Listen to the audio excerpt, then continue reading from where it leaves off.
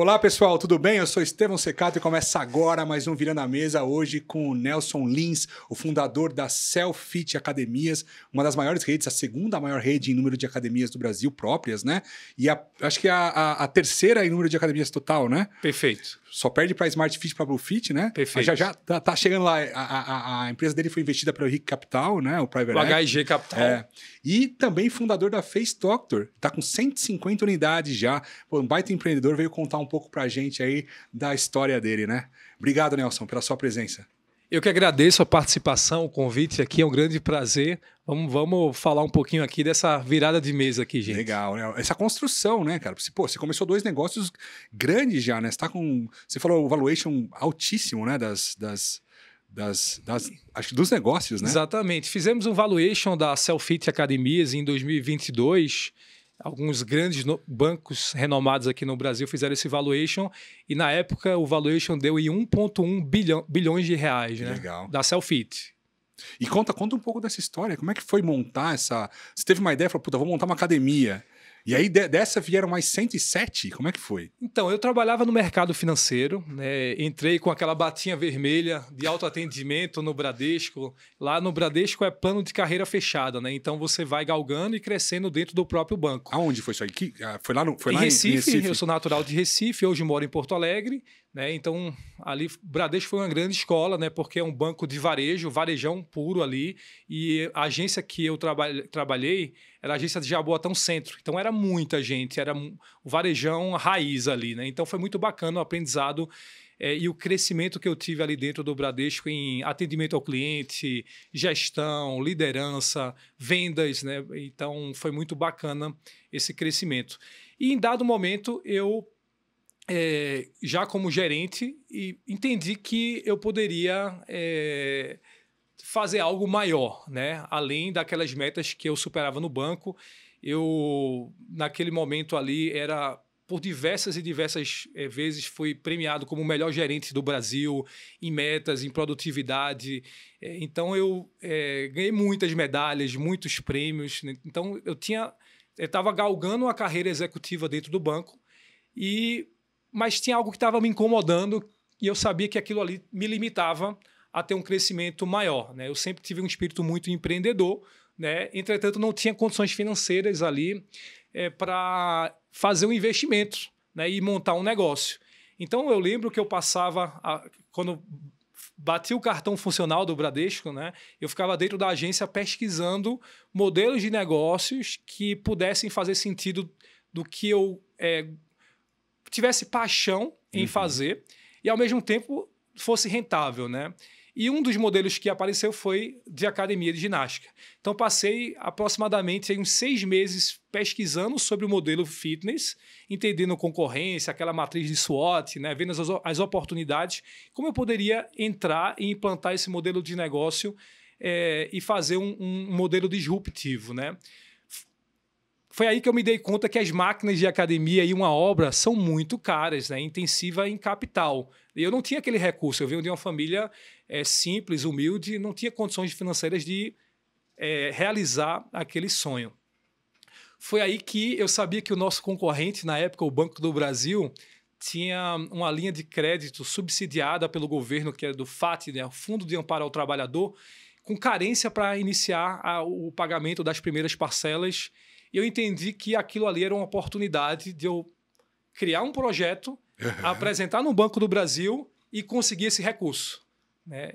Então, eu lembro que eu não tinha condições financeiras para contratar um projetista e eu, como gerente de banco na época, eu fiz o próprio projeto. Cara. Apresentei no Banco do Brasil, me chamaram para diversas entrevistas, né? Porque, basicamente, o banco precisa entender se aquele business vai ter capacidade de pagamento, né? E se o gestor daquele business vai ter know-how para executar aquele plano de negócio. Que ano que foi isso? 2009. Então, em 2009, eu lembro que estava atendendo abrindo uma conta no banco de uma cliente e eu ficava apertando F5 para ver o meu saldo, se entrava o recurso, porque o gerente do Banco do Brasil falou que ia entrar, que tinha sido aprovado. E eu não acreditava que ia entrar aqueles R$200 mil. Você já ia parar de atender a menina na hora, assim, tchau. Atendia F5. E na hora que eu apertei F5, entrou R$200 mil na minha conta.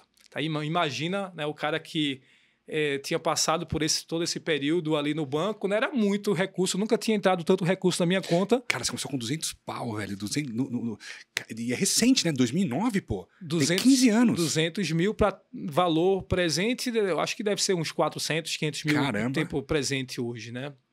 Então, aquilo foi o primeiro ponto de virada de mesa, de eu ter que sair da zona de conforto e ousar, e criar um modelo de negócio e arriscar, né? Porque só o valor da parcela era maior do que o meu salário no banco.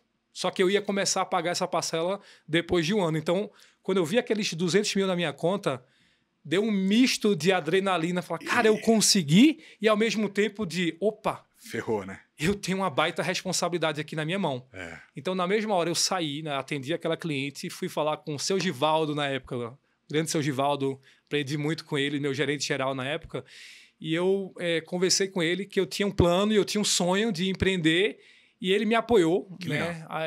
Eu consegui até negociar, ele fazer a minha demissão, tinha muito bom relacionamento. Você ficou quanto tempo lá no Bradesco? Eu passei 5 anos no Bradesco. Legal. Então foi muito bacana essa experiência e esse relacionamento, né? Depois me moldou a virar um executivo e empreendedor, né? Dentro dessa primeira academia, né? Então essa foi minha primeira virada de chave, e eu montei na época a Vitale Fitness, né, num bairro em Recife, em Casa Amarela, um bairro popular. E essa unidade, a gente passou por muito desafio. Marinheiro de primeira viagem, eu achei que aqueles 200 mil seriam suficientes.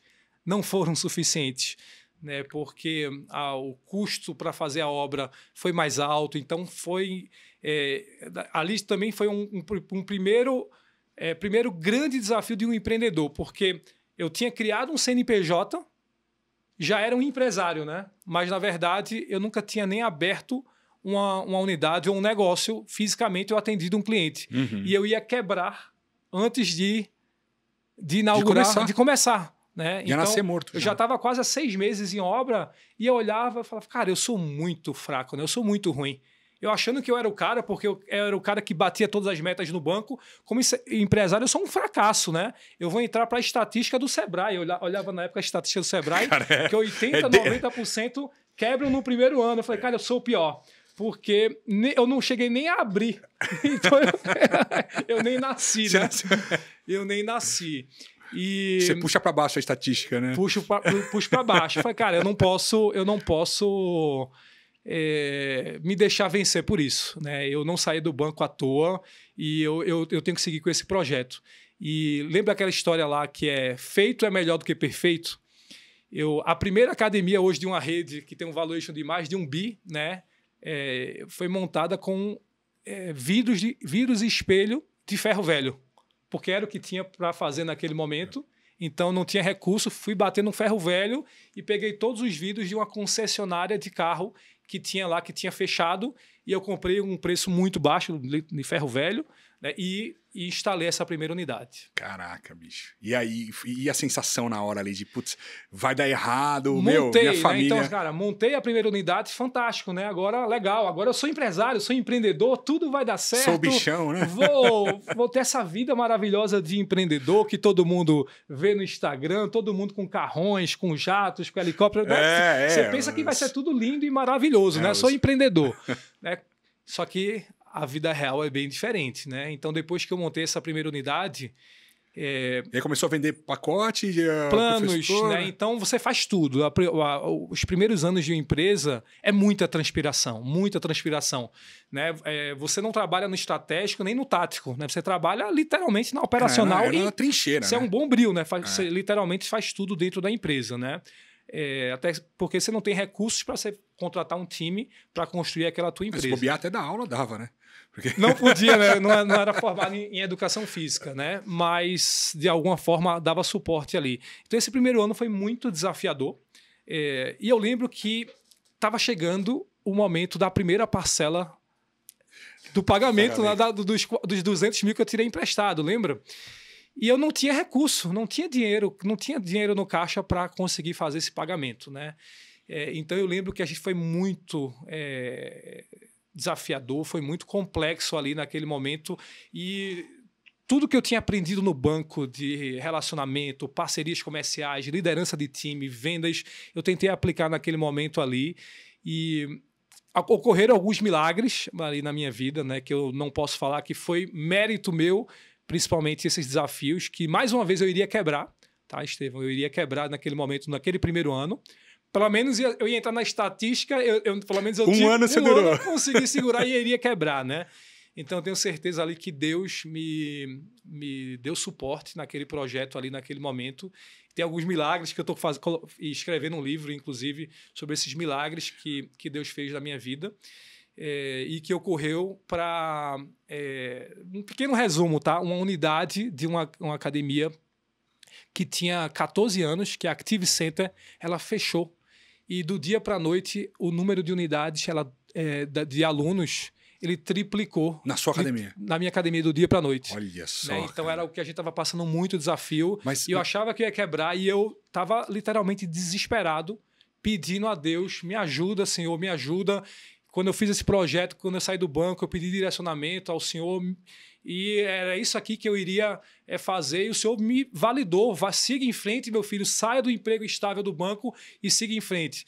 E naquele momento ali eu busquei novamente a Deus e Ele falou que ia fazer um milagre e na semana ele ocorreu o inesperado, né? Uma academia de 14 anos fechou e foi muita gente. Eu lembro que foi um dia que parecia Black Friday. Eu não entendi o que estava acontecendo. Eu falei, cara, eu vou quebrar. Eu não sei o que aconteceu, eu vou quebrar e tá entrando muita gente, eu não tenho dinheiro nem para investir no marketing da empresa. Esses alunos estão vindo da onde? Eu lembro que eu puxei um aluno e falei... O que está acontecendo? O senhor está vindo... eu estou com uma dúvida aqui. O senhor veio de qual campanha promocional? Veio de alguma indicação? E aí ele me falou, não, você não está sabendo? Eu falei, não. Cara, era muita gente, muita gente. E eu não tive conta de dar atendimento a tanta gente que eu tive que ligar para 2 recepcionistas para me ajudar lá. A gente fez 3 filas de atendimento. Era muita gente. Parecia literalmente um Black Friday. E aí ele falou, você não está sabendo? Não. A Academia Active Center, que estava funcionando há 14 anos aqui, que tinha um baita número de alunos, fechou ontem. E a academia mais próxima que tem é a sua. Os alunos estão vindo, Nelson, em peso para a tua academia. Então, aquilo ali foi uma virada de mesa que ocorreu na minha vida, que tudo que eu tinha construído na força do meu braço em um ano, Deus me mostrou ali que a virada de mesa eu posso tentar, mas não está na força do meu braço. Tem que ter fé, tem que ter fé, tem que acreditar em Deus, porque senão, sozinho, só pela força do braço, a gente não vai, cara. E essa academia, a Vitali Fitness, ela ocorreu uma nova virada de mesa, porque em 2009 a 2012 ela fez tanto sucesso, Por enquanto ela só com uma. Com uma unidade, 2009 a 2012. E aprendendo foi muito enriquecedor, porque eu aprendi muito sobre o mercado fitness que eu desconhecia, né? Eu fazia tudo ali dentro, como eu te falei, né? Então, de 2009 a 2012...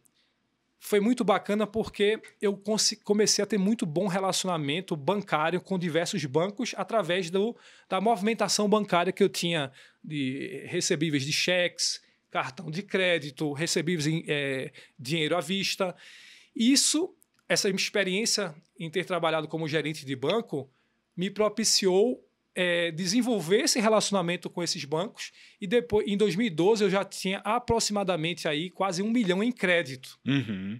Não em recurso, mas em crédito para abrir uma nova unidade. Então, essa foi uma segunda virada de mesa na minha vida, porque naquele momento não existiam academias low cost no Brasil. A Smart Fit ela estava começando estava ali, trazendo né? aqui o modelo para São Paulo e começou a virar um sucesso esse modelo, né, que eles trouxeram do modelo americano. O seu era low cost já? O meu é low cost, né? Então não existia, além da Smart Fit, que era muito novo esse modelo, e lá no Nordeste as pessoas não sabiam nem o que era low cost, a única que estava trazendo era a Smart Fit nesse momento. Foi aí que a gente parou e olhou e falou, cara, Esse é o caminho. A gente tem que dar uma grande virada de mesa aqui agora, sair da zona de conforto. E investir. E vamos agora tirar esse crédito que a gente tem de 1 milhão aqui em diversos bancos distintos e abrir uma baita unidade low cost. E aí, só que mais uma vez, né, esse momento que é um divisor de águas da gente fazer um modelo de negócio, mas também arriscar e ter coragem e ter fé, né? Porque só o valor da parcela daquele 1 milhão de reais era maior do que o recurso do que eu tirava de dividendos naquela única unidade que eu tinha, que era a unidade popular em Recife. Ou seja, se aquela segunda unidade ela não funcionasse, você não ia conseguir pagar a conta. Eu ia quebrar ela e ia quebrar a única que já estava dando certo. Né? Então, o empreendedor que quer seguir e dar continuidade, ele sempre tem que estar ousando, ele sempre tem que estar arriscando. Né? Esse é o perfil, é o DNA de um empresário e o empreendedor. Né? E às vezes vai dar certo e vai dar errado. Não é um problema isso. Tem que saber lidar. Faz parte. Né? O que dá errado é um aprendizado que você corrige, está tudo bem. Você corrige rapidamente e tenta seguir. Né? Eu acho que uma das grandes características, né, não só de virar a mesa, em que momento você virar a mesa, né, e quando não está dando certo, a tua capacidade de aguentar a pancada. Porque... e vem de tudo quanto é lado, né? Não é uma conta justa, né? Como, cara, eu estudei, vou montar um negócio ou eu vou passar numa prova no vestibular, na medicina. Cara, o empreendedor não é uma conta justa. Você é uma conta... Eu posso fazer uma comparação como um atleta de alta performance que está ali correndo sozinho, tentando bater as suas metas sozinho. Por quê?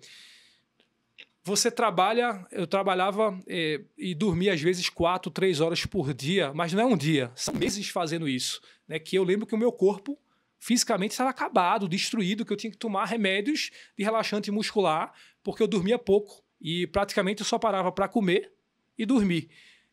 Então, e no banheiro. Né? Então, é uma vida que você foca 100% naqueles projetos. Né? Então, mas quando você faz isso, por que a conta não é justa? Porque no final do mês, não necessariamente alguém vai bater nas suas costas e vai te motivar e falar. Vai ter um chefe que vai te falar, Nelson, você bateu a meta. E o dinheiro aqui, tá aqui teu bônus. Toma aqui o teu bônus. Não, é o contrário. Não tem ninguém que vai olhar para você e falar, cara, eu tô vendo tudo que você tá fazendo, eu tô vendo todo o sofrimento. Cara, algumas vezes eu chorava porque eu pedia a Deus, Senhor, eu não tô aguentando fisicamente. Não tem, meu amigo fala, não tem massagem, Me dá força porque eu não aguento mais, eu preciso continuar lutando, mas eu não tenho mais força. E aí eu acho que esse é o grande ponto, né? Não vai ter ninguém no final do mês que vai te dar o bônus e muito pelo contrário. Olha como é injusto a conta. Você passa o mês inteiro, ninguém vai bater nas tuas costas para te dar parabéns e também ninguém vai te dar o bônus. É o contrário. Você vai colocar dinheiro porque você teve prejuízo no início. Então, quantos meses você faz? Cara, tudo que eu estou fazendo não tem um reconhecimento nenhum e eu não ganho nada. Eu só faço colocar recurso. E aí, qual é o grande ponto de virada de mesa que eu poderia falar para o empreendedor, empresário que está me ouvindo hoje, né? Continue. Né? A grande diferença de um atleta de alta performance ou um empreendedor, um executivo de alta performance, é que ele não se deixou abater nos obstáculos. Ele continuou. E sem olhar para o lado também, né? Porque aí é o grande ponto. Quando você continua, o que estava te incomodando, aquelas dores, elas começam a te incomodar menos. Você começa a criar cascas. O início, a dor é maior. Não é que ela vai parar de ter dor. Ela vai continuar vindo. Você acha que um empreendedor, quanto mais a empresa... Hoje nós temos milhares de funcionários, né? Temos centenas de unidades espalhadas. Você acha que a quantidade de problema ela vai diminuir? Ocorre ao contrário. A carga de problemas aumenta. Entretanto, você está mais preparado. Está mais preparado. Você tem mais casca para aguentar isso. Qual é o ponto? As pessoas, quando olham antes de montar uma empresa, elas observam só a parte bonita do Instagram, da vida das pessoas, porque a pessoa está andando com um jato, ou está andando com um carro esportivo, ou tem uma mega mansão. Cara, isso é Mas os bastidores não é isso que funciona. Não, mas é isso, exatamente. É o que a mídia, é o que o Instagram, não sei o que, então, que só vê coisa boa. As pessoas só postam coisas boas. Dificilmente alguém vai postar um programa de virada de mesa, de sofrimento, de dor, de crise. Perfeito. Né? No mês passado, um ex-executivo, um ex-executivo que se tornou amigo, me mandou uma mensagem falando, Nelson, porque ele saiu e foi empreender. Ele falou, Nelson, eu te admiro muito, sei muito bem qual foi a tua história de muita batalha, e você é um cara que eu admiro muito. Eu tô aqui no momento, nessa empresa que eu montei, estou muito preocupado, né? Eu estou pensando em desistir e eu não sei o que fazer. O que você fez nos momentos, né, essa virada de mesa, o que você fez? Eu falei, Fábio, um abraço para o Fábio aí, né? Fábio, a grande diferença é que eu não desisti. Não existia a palavra desistir no meu vocabulário. Eu nunca... Mas não é porque é bonitinho ou porque tem algum livro que me ensinou a fazer isso. Verdadeiramente, genuinamente, eu nunca pensei em desistir. Tem Você sabe aquela história do barco viking? Legal contar aqui. Eu nunca falei. Que é o seguinte, né? Aqueles povos vikings, eles eram conhecidos como povos conquistadores e temidos, né? E aí eles saíam do território deles, entravam naqueles barcos. Quando eles entravam no outro território, eles ancoravam os barcos e os últimos que saíam começavam a queimar todos os barcos. E aí eles olhavam, né, para trás, todos os barcos estavam queimados. Por que eles faziam esse movimento?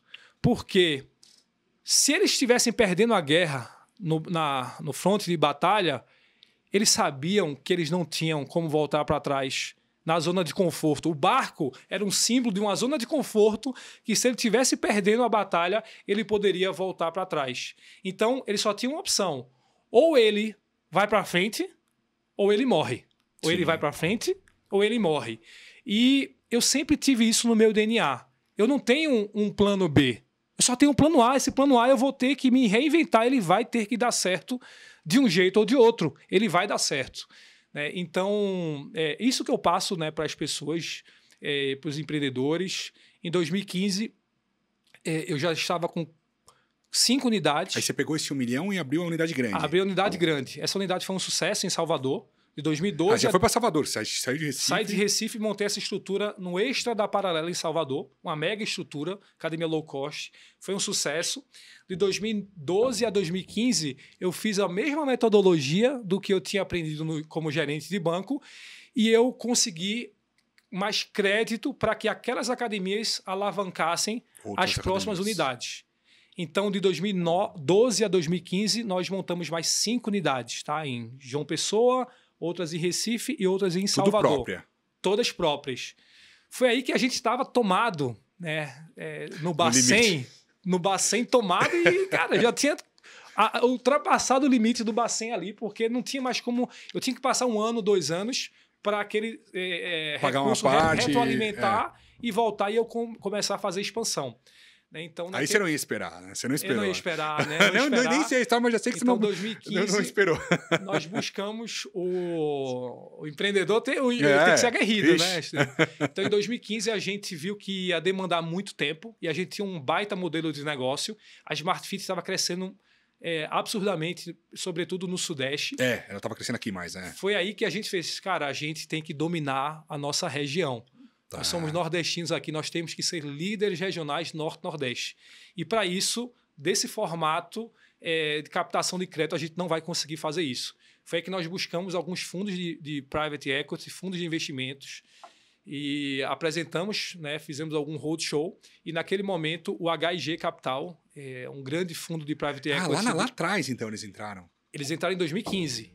Né? Interessante. E eles entenderam o modelo de negócio, viram que o business plan era muito agressivo, mas fazia total sentido, né? E eles entraram aportando recursos e entraram no board do conselho de administração. Mas você vê que interessante, né? Se você fosse Tem muito empresário que não tem essa visão. E aí o cara quer crescer sozinho. Não quero sócio, eu não quero fundo, não percebe o valor.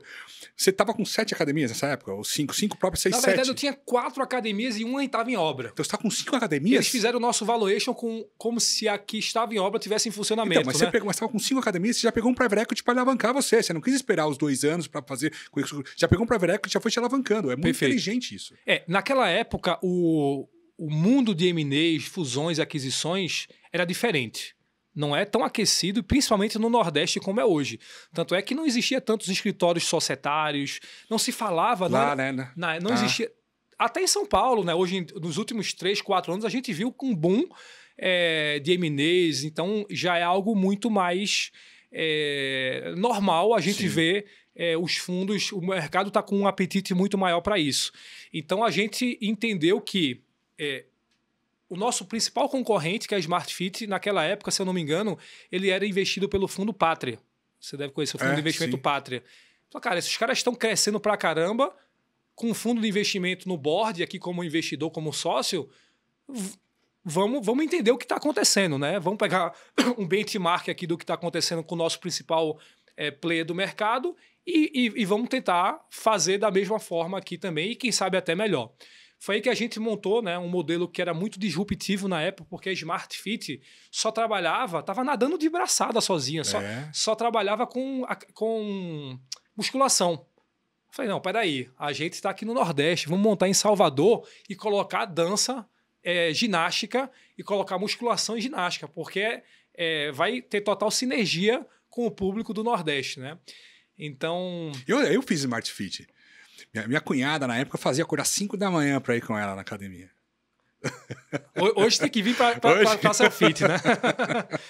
Então, naquele momento ali, procurar um fundo de private equity também foi uma virada de mesa, né? Porque se não funcionasse, não desse certo também, aquele movimento não ia ser bacana por algo que a gente já estava com a empresa bacana, já estava com a zona de conforto financeiro diferenciado. Você podia ter ficado ali e usufruído disso por resto da vida, né? Mas não era suficiente, né? Não, naquele momento a gente entendeu que não.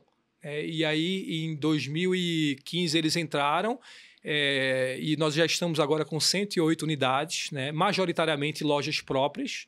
O que mudou da entrada deles para quando estava sozinho? Governança corporativa, né? Normalmente os fundos de private equity, eles têm um plano de 100 dias, né? Que muito planejamento estratégico, né? Contratando o Big Four. Então foi muito aprendizado, né? Foi muito enriquecedor participar do conselho de administração. No início eu ainda estava como executivo da rede, depois eu fiz uma mudança aí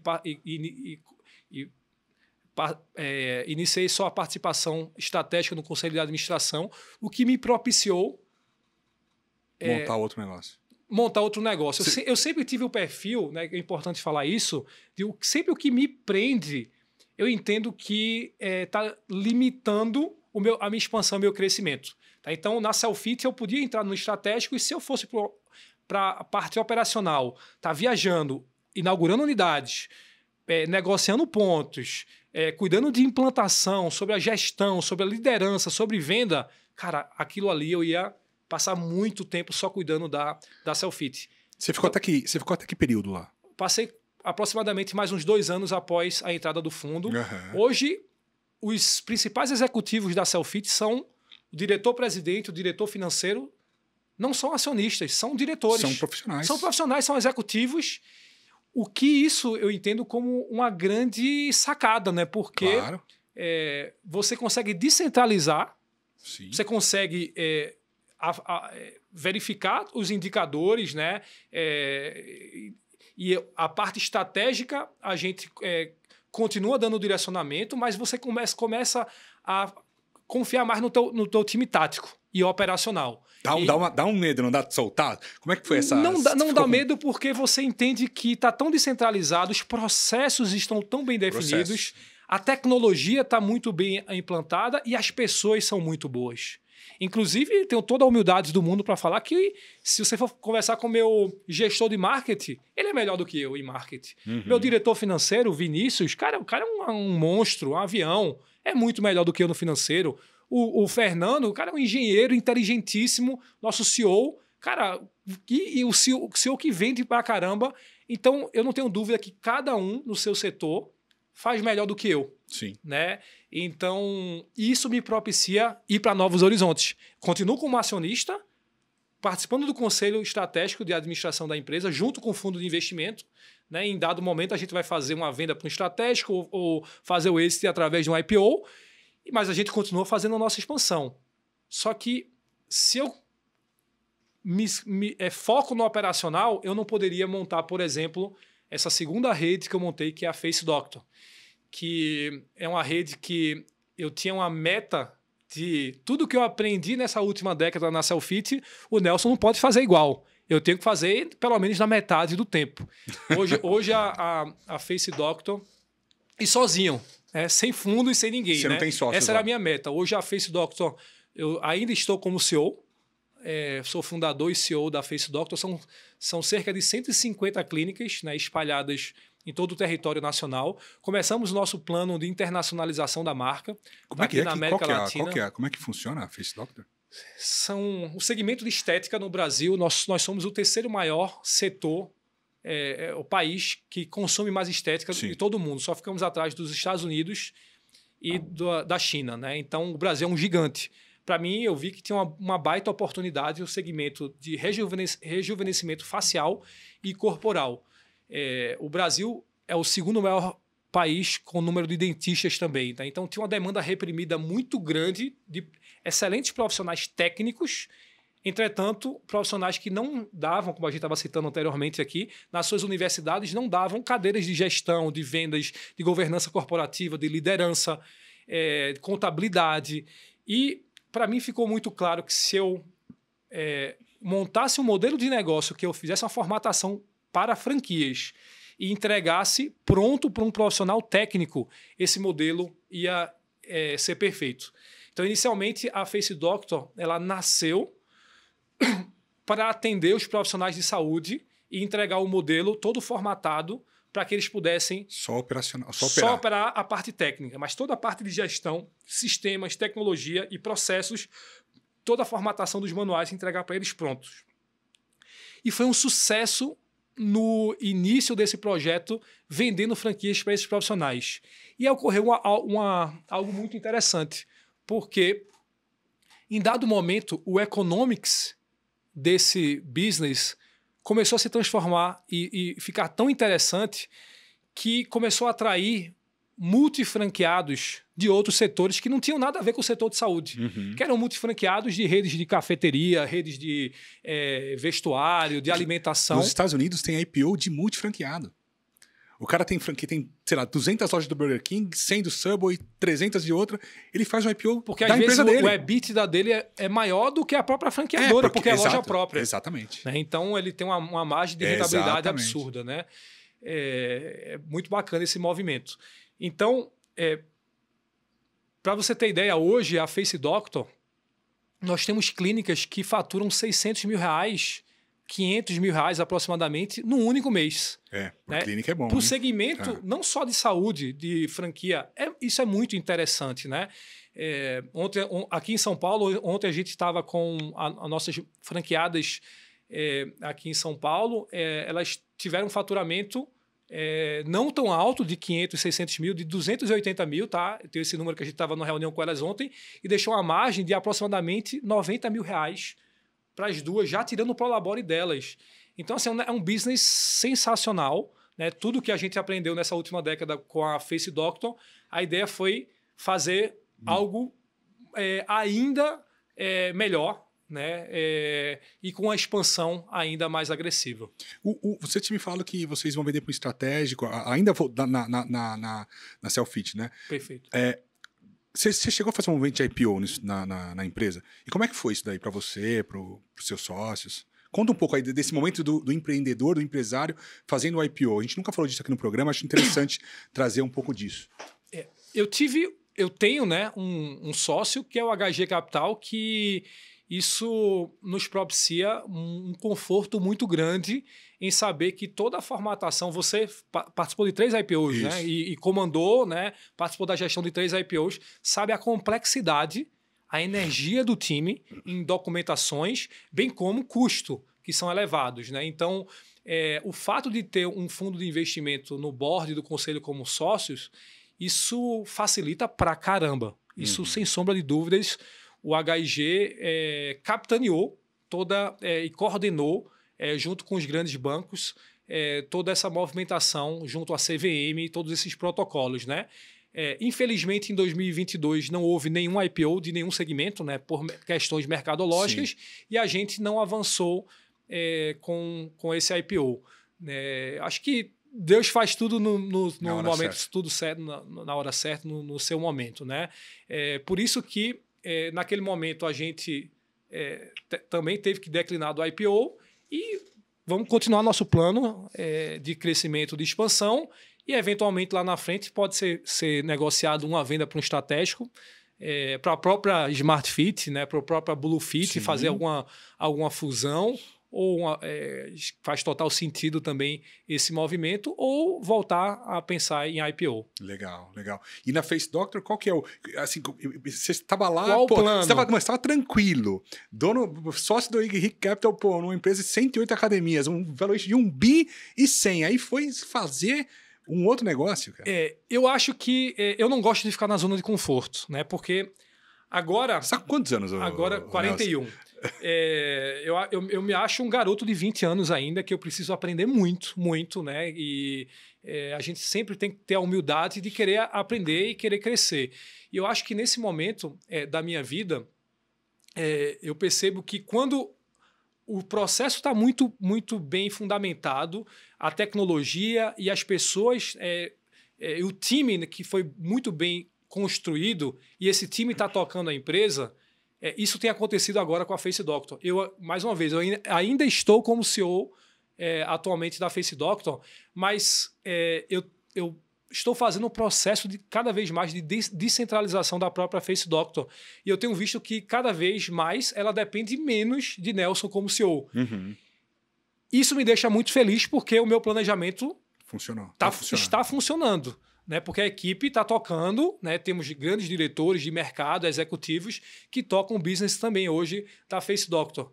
E aí eu consigo fazer o que eu gosto de fazer, que é criar, que é usar. Né? E aí eu já começo a olhar para outros negócios, outros segmentos. Então, hoje a minha pauta, boa parte da minha agenda hoje é voltar para prospectar e buscar novos negócios. Na Face Doctor você tem... Qual que é a composição de próprias e franquias? Qual que é esse mix?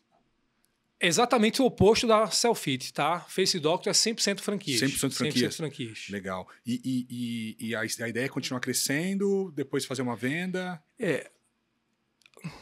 Hoje nós temos um NDA assinado com um fundo de investimento, tá? Que eu não posso citar ainda, né? Estamos nessa fase de diligência, de due diligence aí. Temos um outro fundo de private equity também, um fundo grande que está negociando, né? Essa entrada no boarding aqui também. Né? Então a gente está nesse namoro, nessa fase de namoro com esse fundo de investimento. Então, provavelmente, se a gente não coloca esse fundo no board, outro fundo deve entrar nos próximos meses ou no próximo ano aí, sobretudo porque das 3 maiores redes de estética de faciais e corporais, nós estamos entre essas 3 maiores. As outras 2 já são investidas, né? Uma é investida pela XP, investimento, outro player, nosso concorrente, e outro concorrente investido recentemente pelo grupo SMZTO do Semesato, né? Que é um cara incrível, que eu admiro bastante. É um cara que, quando ele investiu no segmento, nos deixa confortáveis que a gente está no segmento. No caminho certo. Estamos no caminho certo, no segmento certo. Né? Essas validações são boas, né? Essas validações de que tem fundo entrando, tem gente entrando, validando. O mercado está aquecido. O mercado está aquecido. Inclusive, na própria pandemia, o mercado de estética ele foi muito aquecido. Né? Então, a gente não sentiu praticamente a pandemia como boa parte dos outros segmentos sentiu. Né? Então, é um mercado muito maduro e que, ao mesmo tempo, tem muito potencial e crescimento ainda para os próximos anos. Acho que quem empreende é o empreendedor. Tem empreendedores que são empreendedores de uma empresa só, tem os empreendedores em série, né? Porque fez um negócio, deu certo, faz outro. Você pode replicar esse modelo para outros mercados, ou você pode começar uma coisa totalmente diferente, eu né? Vou falar uma brincadeira aqui, não sei se é da época, eu acho que é da época da nossa época aqui, né? Você jogava um joguinho no computador chamado L-Foot. L-Foot jogava. Cara, esse jogo era sensacional. Era do futebol, né? Era futebol. Legal pra caramba. Cara, eu me vejo... Você fazia o joguinho eu lá. Eu me vejo na vida real como esse jogo. Porque você entrava na 4ª divisão como treinador.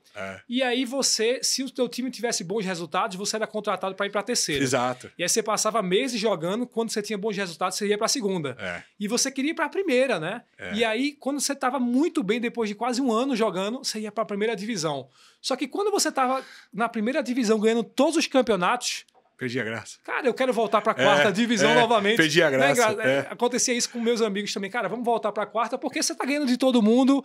E eu acho que muito mais do que chegar lá, o processo, aproveitar o processo é muito legal. Eu tenho muito prazer em aproveitar... e tem o livro O Jeito Harvard de Ser Feliz, né? Ele fala muito sobre isso, né? Que as pessoas focam só no resultado final. Mas essa pesquisa lá do livro O Jeito Harvard de Ser Feliz fala que se você é feliz durante o processo e você curte aquele processo, é mais fácil você chegar no resultado final, né? Eu faço isso genuinamente porque eu gosto de aproveitar e de criar e de desenvolver e ver o negócio crescendo e o resultado vem por osmose, né? Qual que você acha que foi... Fantástico, cara. Qual que você acha que foi assim, os momentos principais da trajetória? Foi o momento que você estava lá no banco e saiu os R$200 mil, o momento que você montou a primeira academia e conseguiu os clientes? Esses momentos foram os momentos que marcaram, acho, né, na sua trajetória são várias viradas de mesa, né? Acho que a carreira do empreendedor, né, do empresário, ela envolve várias, né, idas e vindas e ciclos e altos e baixos. Na tua vida, o que te marcou mais? Eu acho que o propósito inicial de mudar a vida da minha família, né? Os meus pais se separaram quando eu tinha aproximadamente 17 anos ali, e a gente passou muita dificuldade. Eu cheguei a passar fome, literalmente. Não foi 1 ano, 2 anos, foram quase 5, 6 anos de muito desafio ali. E não só comigo, mas ver aquela situação familiar ali foi muito, muito triste, né? Eu lembro que algumas vezes não faltava comida em casa, eu chorava literalmente ali. Eu pedia a Deus que Ele pudesse me capacitar para que eu pudesse mudar a história da minha família, né? Então, essa primeira academia que eu montei, quando eu tirei esses 200 mil, ela tem uma história por trás, claro, muito maior do que só os R$200 mil e montar um negócio por resultado. Mas aquela casa que eu montei era a casa onde eu morei a vida inteira e os meus pais haviam se separados e aquela casa estava depredada e largada. Ah, você e eu morei naquele imóvel, então, na Rua Paula Batista, número 408. Caramba. Então, tem um significado por trás disso, né? Quando eu saí do banco, eu não podia desistir, porque, como eu falei, eu não tinha um plano B. Eu tinha que mudar a estrutura da minha família, né? O propósito era muito maior do que só crescer e montar empresas, né? Eu acho que é muito pouco você fazer algo só por dinheiro. Sim. Então, eu nunca fiz isso só por grana. É legal você ganhar a condição financeira e ter o resultado final, mas isso não me move, né? Então, naquele momento que me tirou, a grande virada de mesa eu preciso mudar, eu preciso dar o suporte à minha família. E aquela casa era o símbolo da minha família, porque quantos natais, ano novo, quantos carnavais, aniversários, quantas festas a gente teve ali como centro de unidade familiar. E ver aquela casa literalmente depredada, só ficaram as paredes, porque entravam pessoas na casa para roubar, até a fiação dentro da parede, levaram tudo, não tinha nada. Quando a gente entrava, a gente se emocionava, e eu falava, cara, essa casa era o símbolo da nossa família, né? E do nosso lar. Né, e está tudo depredado e a gente está passando fome aqui do outro lado. Então não tive dúvida, né? Quando eu apertei aquele F5 ali e caiu aqueles R$200 mil na conta, eu falei, cara, é agora. Puta, agora a bola está comigo, legal. A responsabilidade está comigo e agora eu vou cuidar da minha família, né? Putz, então fantástico. É algo que me emociona até hoje, quando eu lembro daquele momento. né? Porque eu não tinha como voltar atrás, né? E aqueles 200 mil foi aplicado. Aquela unidade ainda está lá, tá? Tá lá? Tá lá. E quando eu entro, eu me emociono naquela unidade lá, quando eu vejo aquela. Porque ali foi onde tudo começou, né? Então, a grande virada de mesa ali foi virar o jogo da situação financeira que a minha família estava passando. Putz, Nelson, fantástico, baita história. Obrigado pela sua presença. Muito, muito interessante mesmo. Eu não conhecia. Muito bom. Muito obrigado mesmo, cara. Parabéns. Obrigado. Eu sempre gosto de falar essa história porque é uma história que, se você está aí vendo e passando por algum desafio familiar ou algum desafio financeiro, né, não desiste, né, continua lutando, né? Então, o que me motiva a estar aqui no podcast falando é para você, né, que está passando a mesma situação que eu passei em dado momento, levantar a cabeça e seguir, né? Se eu conseguir chegar até aqui, e olha, claro, que eu sei que eu tenho que eu não cheguei nem em metade do que eu quero chegar ainda na minha vida, dos meus sonhos, né? Então é possível você também, que está observando esse podcast aí também, com muita fé, né? Coloca o projeto da tua vida aí nas mãos de Deus, que eu tenho certeza que Ele vai te abençoar também. Então, muito obrigado, pessoal. Nos vemos no próximo episódio e até breve.